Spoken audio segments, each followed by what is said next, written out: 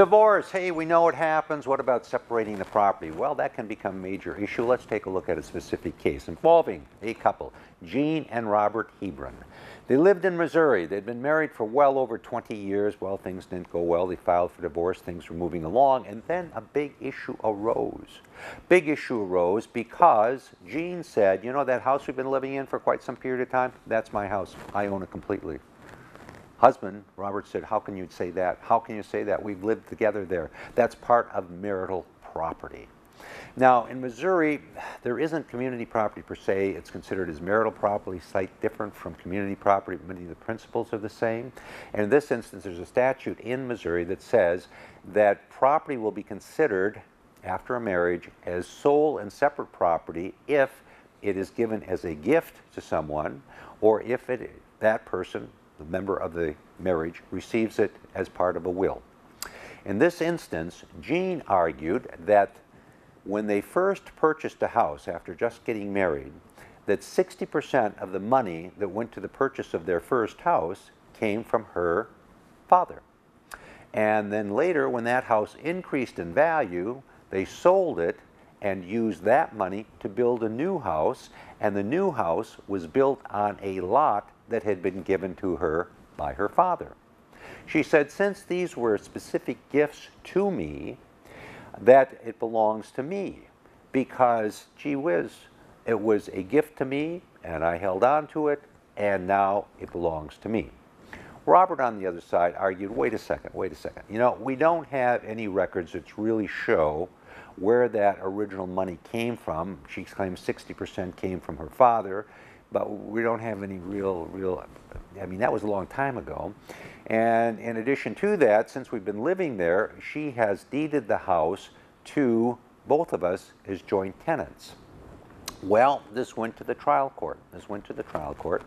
And he looked at this and he came away with a decision that was somewhat straightforward and somewhat matter of fact. He said, you know, you guys, you weren't married in an accountant's office, you were married in a church.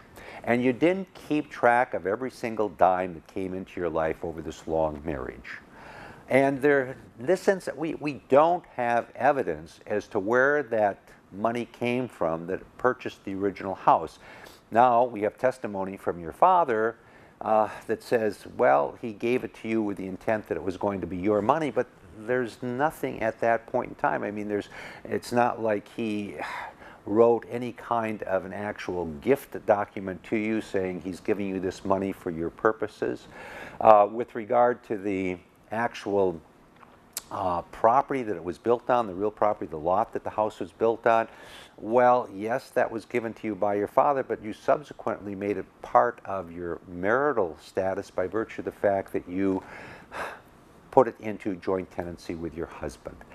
And so we don't have, in this instance, a documentation of every single dime, of every single gift that was received. Over the pendency of your marriage, you received a lot of gifts from your father, from your parents, but we don't have an indication on each of those gifts where it came from and who exactly it was going to. In view of that, I have no alternative but to find that the house is, in fact, marital property. It belongs not to Robert, not to you, but to both of you. Okay, well, Jean wasn't happy with that, and she appealed it. It went up on appeal.